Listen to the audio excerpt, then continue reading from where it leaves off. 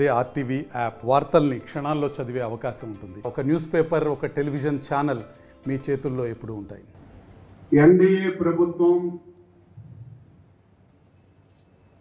ముఖ్యమంత్రి శ్రీ నారా చంద్రబాబు నాయుడు గారు,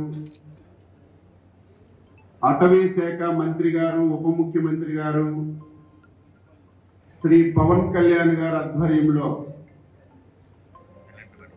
ఈరోజు వన మహోత్సవ కార్యక్రమాన్ని రాష్ట్రం మొత్తం మీద జరుపుకుంటున్నాం. అందులో భాగంగా శ్రీకాకుళం ప్రధాన కార్యాలయంలో మనం ఈరోజు ఈ కార్యక్రమాన్ని జరుపుతున్నాం. ఈ కార్యక్రమానికి విచ్చేసినటువంటి గౌరవ శాసనసభ్యులు శ్రీ గొండు శంకర్ గారు, జిల్లా కలెక్టర్ పెద్దలు శ్రీ దినకర్ గారు, ఎస్పీ గారు, జాయింట్ కలెక్టర్ గారు, సోదరులు హరివర్ ప్రసాద్ గారు, మాజీ మున్సిపల్ చైర్మన్ జయంతి గారు, పట్టణ అధ్యక్షులు వెంకటేష్ గారు, వేదిక పైన ఉన్నటువంటి ప్రజాప్రతినిధులు, అటవీ శాఖ అధికారులు, విద్యార్థులు, పాత్రికేయ మిత్రులందరికీ పేరు పేరున హృదయపూర్వకమైనటువంటి నమస్కారాలు, అభినందనలు తెలియజేస్తున్నాను. ముందుగా రాష్ట్ర ప్రజానీకానికి రాష్ట్ర ప్రభుత్వం తరపున వన మహోత్సవ శుభాకాంక్షలు ప్రతి ఒక్కరికి తెలియజేస్తున్నాను. ఈ కార్యక్రమం ఈనాటి కార్యక్రమం కాదు. నేను 1995లో శాసనసభ్యుడిగా మొదటిసారి ఎన్నికైనప్పుడు అప్పటి ముఖ్యమంత్రి ఉమ్మడి ఆంధ్రప్రదేశ్కి శ్రీ నారా చంద్రబాబు నాయుడు గారి నాయకత్వంలో 1995లోనే పచ్చని చెట్టు ప్రగతికి మెట్టు అని ఒక నినాదాన్ని తీసుకొని ఈ వన మహోత్సవ కార్యక్రమాన్ని ప్రారంభించినటువంటి విషయాన్ని ఒక్కసారి ప్రజానీకానికి గుర్తు చేస్తున్నాను. ఇప్పుడు తెలుగుదేశం పార్టీ అధికారంలో ఉన్న ఈ కార్యక్రమాన్ని ఒక పండగ వాతావరణంలో చేయడం, ఈ కార్యక్రమాన్ని ఏదో ఒక ప్రభుత్వం, ఒక ముఖ్యమంత్రో, మంత్రో, కలెక్టరో కాకుండా ప్రతి ఒక్కరిని భాగస్వామ్యం చేసి ఈ కార్యక్రమాన్ని విజయవంతం చేయాలని మనం ముందుకు తీసుకెళ్లిన విషయాన్ని కూడా గుర్తు చేస్తున్నాను. దురదృష్టవశాత్తు 5 సంవత్సరాలు ఇటువంటి కార్యక్రమాలు ఎక్కడ కూడా జరగలేదు. జరగకపోయినా పర్వాలేదు, కానీ గత ప్రభుత్వంలో రాష్ట్రానికి అధిపతిగా ఉన్నటువంటి ముఖ్యమంత్రి ఎక్కడికైనా సరే పర్యటనలకు వెళ్తే కొత్తగా ఒక్క మొక్క నాటడం పక్కన పెడితే ఉన్న చెట్లన్నీ కూడా నరికి ఎన్ని ఇబ్బందులు ఈ రాష్ట్రంలో తీసుకొచ్చాడో నేను ఒక్కసారి గుర్తు చేస్తున్నాను. ఎందుకు ఈ మాట అంటున్నానంటే, అధిపతి చక్కగా ఉండాలి, అధిపతి మార్గదర్శకంగా ఉండాలి. అటువంటిదే రాష్ట్ర ముఖ్యమంత్రి ఎక్కడికి వెళ్ళినా ఎన్నో సంవత్సరాల నుంచి ఉన్నటువంటి మొక్కల్ని నరికి ఒక మెసేజ్ ఇస్తే పౌరులు ఏ విధంగా పాటిస్తారో ది బెస్ట్ ఎగ్జాంపుల్ అని చెప్పి ఈ సందర్భంగా తెలియజేస్తున్నాను.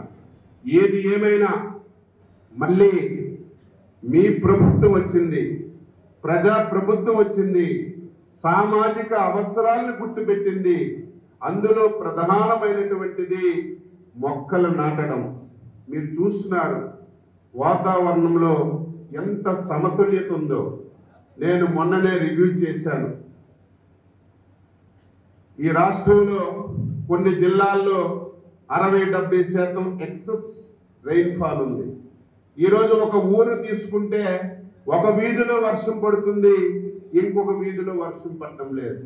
ఈరోజు రాష్ట్రం చూస్తే ఏవైతే నదులు ఉన్నాయో నదులన్నీ పూర్తి స్థాయిలో నిండిపోయి సముద్రంలోకి వర్షం వెళ్ళిపోతుంది.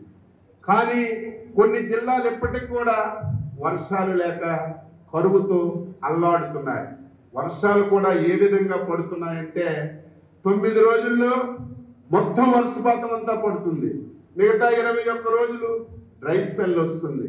దీనివల్ల ఈ రాష్ట్రంలో చాలా ప్రాంతాలు కరువుతో అల్లాడిపోతున్నాయి. దీన్ని అరికట్టాలంటే ఏకైక మార్గం మొక్కలు నాటడమే మార్గం తప్ప ఇంకొక మార్గం లేదు అని చెప్పి ఈ సందర్భంగా తెలియజేస్తున్నాను. అందుకే దీని మీద ప్రధానమైనటువంటి దృష్టి పెట్టాం. రాష్ట్రంలో 29% పచ్చదనం ఉంది. దీన్ని ఒక టార్గెట్గా పెట్టుకున్నాం. రాష్ట్రంలో 29% ఉంది. శ్రీకాకుళం జిల్లా ఉమ్మడి జిల్లాగా ఉన్నప్పుడు 33% ఉండేది. మనకి ఫారెస్ట్ ఏరియా అంతా సీతంపేట, పాలకొండ ఏరియా అంతా మన్యం జిల్లాలోకి వెళ్ళిపోయింది, పార్వతీపురం. శ్రీకాకుళం జిల్లాలో 21% ఈరోజు మనకి పచ్చదనంగా ఉంది. కలెక్టర్ గారు ఇప్పుడే చెప్పారు, ఈ 5 సంవత్సరాలు ఇదేదో ఈరోజు ఒక మొక్క నాటాం, మైకు పట్టుకుని మాట్లాడాం, 4 ఫోటోలు తీసుకున్నామంటే దీన్ని మనం సక్సెస్ చేయలేము. ఇది ఒక నిరంతర కార్యక్రమం. దీన్ని ఒక టార్గెట్గా పెట్టుకొని శ్రీకాకుళం జిల్లాలో ఉన్నటువంటి 21% 5 సంవత్సరాల్లో 50% తీసుకెళ్లే కార్యక్రమానికి మనం శ్రీకారం చుట్టాం. ఇది 50% అవ్వాలంటే ఏదో అధికార యంత్రాంగము, ప్రజాప్రతినిధులు దీన్ని కార్యక్రమం నెరవేర్చాలంటే సాధ్యపడదు. ప్రతి ఒక్కరూ దీనిలో భాగస్వామ్యం అవ్వాలి. ప్రతి ఒక్కరూ దీన్ని ఒక బాధ్యతగా తీసుకుంటే తప్ప జరగదని చెప్పి తెలియజేస్తున్నాను. అందుకే ఈ జిల్లా ప్రజానీకానికి ప్రతి ఒక్క పౌరుడు మీకు పుట్టినరోజు వస్తే మీ పేరుతో ఒక మొక్క నాటండి. మీ పెళ్లి రోజైతే ఒక మొక్క నాటండి. మీ ఇంటిలో పెద్దలు ఎవరైనా పరమపదిస్తే వారి పేరుతో ఒక మొక్క నాటండి. ఎందుకు ఈ మాట అంటున్నానంటే దాన్ని పూర్తి స్థాయిలో బాధ్యత తీసుకునే అవకాశం ఉంటుంది. నా పుట్టినరోజు నేను ఒక మొక్క నాటాను. ఇది నేను నాటాను కాబట్టి దీన్ని నేను బాగు చేసుకునే అవకాశం, బతికించే అవకాశం నాకు బాధ్యత కలుగుతుంది. ఒక పెళ్లి రోజు ఒక మొక్క నాటితే నా పెళ్లి రోజు ఈ మొక్క నాటాను, ఈ మొక్కను సంరక్షిస్తే నాకు ఒక తృప్తి వస్తుందని ఆయన్ని సంరక్షించుకునే బాధ్యత వస్తుంది. మన ఇంటిలో తండ్రో తాతో చనిపోతే వాళ్ళ పేరుతో ఒకటి నాటుదాం. ఆ మొక్కను బతికిస్తే చనిపోయిన వాళ్ళ ఆత్మకి శాంతి కలుగుతుందని ఆ మొక్కని బతికించే అవకాశం ఉంటుంది. కాబట్టి ప్రజలందరూ కూడా ఇందులో భాగస్వామ్యమై చాలా ఖాళీ ప్లేస్లు ఉన్నాయి. పోలీస్ స్టేషన్లో ఉన్నాయి, పాఠశాలల్లో ఉన్నాయి, యూనివర్సిటీలో ఉన్నాయి, పొలం గొడ్లు ఉన్నాయి, రోడ్డుకి ఇరువైపులో మొక్కలు నాటొచ్చు. ఎక్కడ అవకాశం ఉంటే అక్కడ మొక్కలు నాటే కార్యక్రమం తీసుకుందాం. దీన్ని నాటడం పెద్ద కష్టం కాదు. నాటిన మొక్కని పరిరక్షించడమే మనకు ఒక ఛాలెంజ్. అందుకే కలెక్టర్ గారు కూడా చక్కగా ఆలోచిస్తున్నారు. ఈరోజు మన జిల్లాలో చాలా పరిశ్రమలు ఉన్నాయి. వారి యాజమాన్యంతో మాట్లాడి ట్రీ గార్డ్స్ కూడా ఏర్పాటు చేయడానికి ప్రయత్నం చేస్తున్నారు. నేను కలెక్టర్ గారికి ఒక సూచన చేస్తున్నాను. ఈరోజు జాతీయ ఉపాధి హామీ పథకం ఒక 3 రోజులు వీలైతే, అవకాశం ఉందో లేదో నాకు తెలియదు, ఒకసారి మాట్లాడి అవకాశం ఉంటే నేను కూడా డైరెక్షన్స్ ఇప్పిస్తాను. ఒక 3 రోజులు ప్రతి గ్రామంలో వర్క్ పెడదాం. NRGS ఇంకొక పని పెట్టుకోవద్దు. ఈ 3 రోజులు ఆ గ్రామంలో ఎక్కడ అవకాశం ఉంటే అక్కడ మొక్కలు నాటే కార్యక్రమం చేద్దాం. దాన్ని పాటి కట్టడం, దానికి సంరక్షించడం ఒక ఛాలెంజ్గా తీసుకొని ఈ ప్రోగ్రాం మన జిల్లాలో అమలు చేస్తే ఒక పండగ వాతావరణంలో ఈ కార్యక్రమం అవుతుంది. మనం అనుకున్నటువంటి టార్గెట్ ఫుల్ఫిల్ చేయడానికి అవకాశం ఉంటుంది. మీ పరిధిలో ఉంటే మీరు చేయండి, లేకపోతే నా దృష్టిలో పెడితే నేను ప్రభుత్వం నుంచి మీకు అనుమతి ఇచ్చే విధంగా చర్యలు తీసుకుంటానని చెప్పి తెలియజేస్తున్నాను. మొక్కలకి సమస్య లేదు. అందులో అదృష్టం నేను హార్టికల్చర్ మినిస్టర్ని కూడా ఈ జిల్లాకి ఎన్ని కావాలో, ఏ రకాలు కావాలో మీరు నిండెండి పెడితే నేను బాధ్యత తీసుకొని ఇప్పించే కార్యక్రమం చేస్తాను. ఈరోజు అందరం కలిసి ఒక బాధ్యతగా తీసుకొని ఈరోజు ప్రమాణం చేశాం.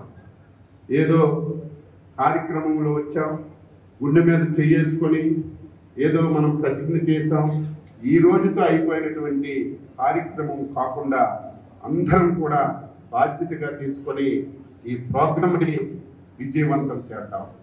ఈరోజు మన జిల్లాకి పలాస కాశీబుగ్గలో ఒక 200 ఎకరాల రిజర్వ్ ఫారెస్ట్ ఉంది.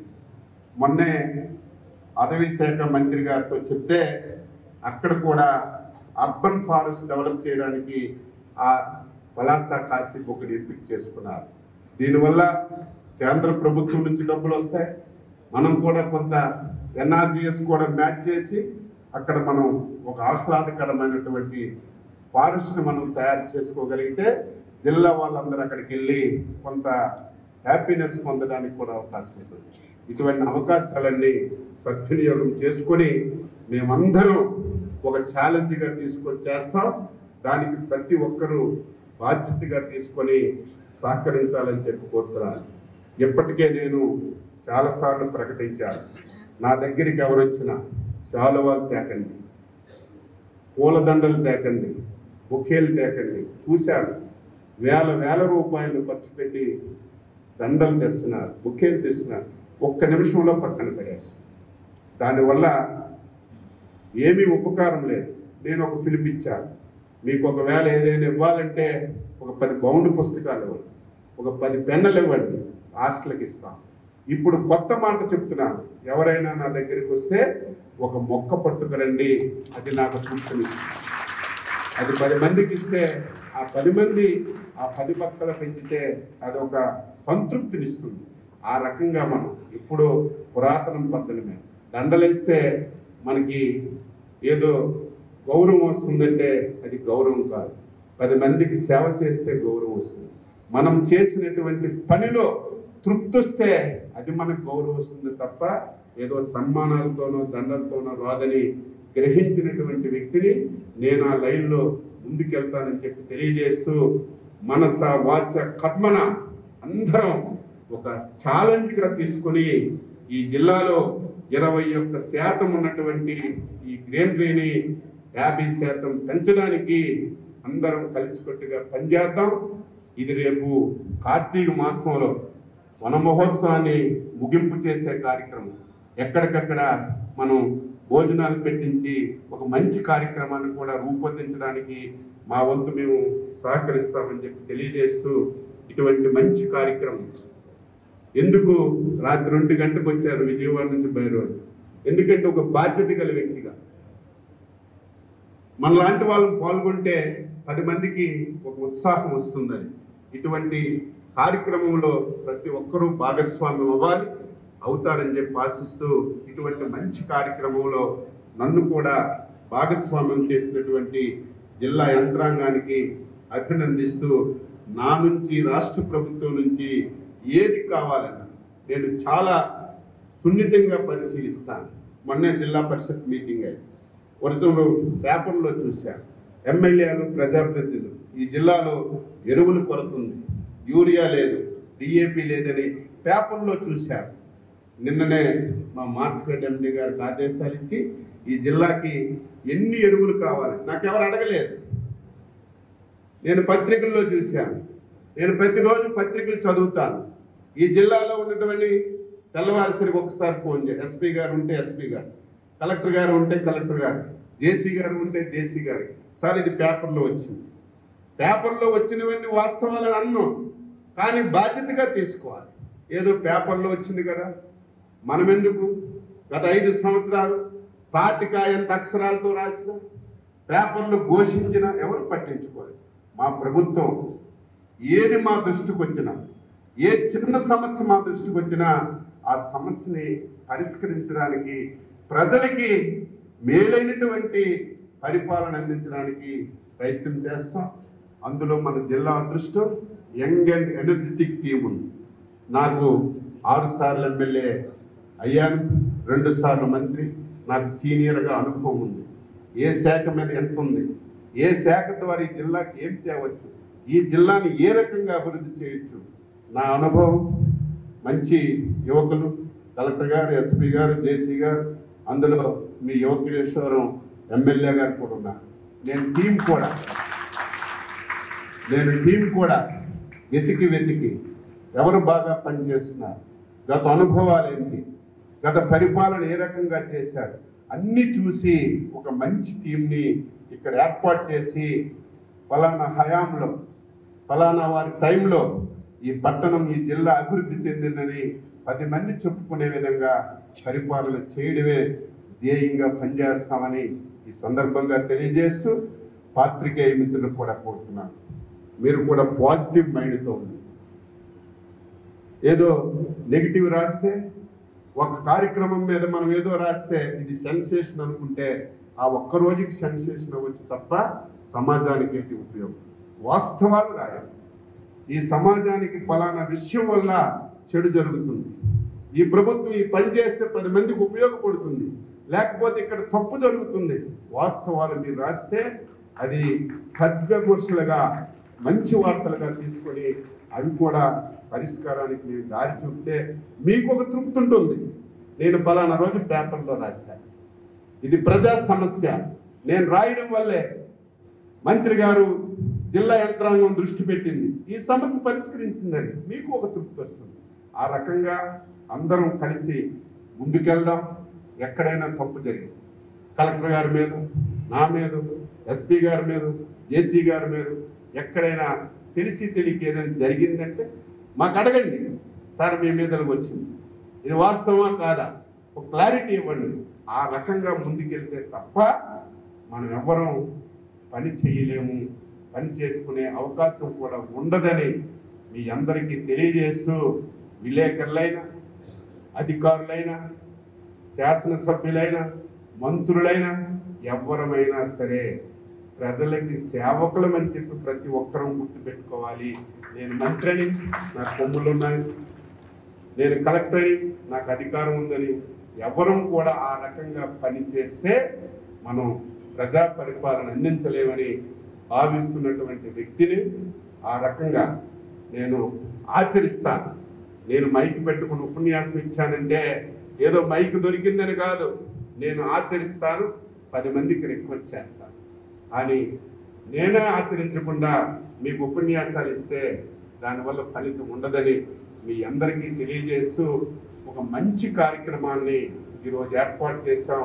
అందరం భాగస్వాములై ముందుకెళ్దామని ఈ సందర్భంగా తెలియజేస్తూ మరొకసారి జిల్లా ప్రజానీకానికి, రాష్ట్ర ప్రజానీకానికి వన మహోత్సవ శుభాకాంక్షలు తెలియజేస్తూ ప్రతి ఒక్కరి నోట పచ్చని చెట్టు ప్రగతికి మెట్టనే నినాదంతో ముందుకెళ్దామని తెలియజేస్తూ అందరికీ నమస్కారం.